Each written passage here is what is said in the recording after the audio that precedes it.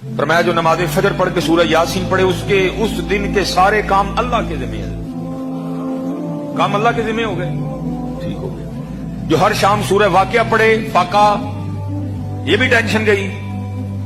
और जो सूरह मुल्क हर रात पढ़ेगा, अपना मामूल बनाएगा, हर शाम हर रात सोने से पहले सूरह मुल्क, तो हदीस पाक का मफहूम है बरोज़े क़यामत अगर कोई मामला इधर उधर हो गया, नेकियां कम पड़ गई, गुनाह ज्यादा हो गए, हुक्म जहन्नम का आ गया, तो हदीस का मफहूम मिलता है कि सूरह मुल्क अल्लाह से झगड़ेगी।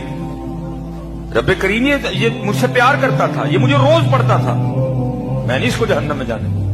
तो अल्लाह पाक फरमाएंगे नेकियां कम है, गुनाह ज्यादा है। फिर सूरह मुल्क आगे से क्या कहेगी, अगर इसको जहन्नम में भेजना फिर मुझे कुरान पाक से निकाल दो। सूरह मुल्क तो निकाल, क्या होगा? सूरह मुल्क पढ़ने की वजह से शख्स को जन्नत में भेज दिया।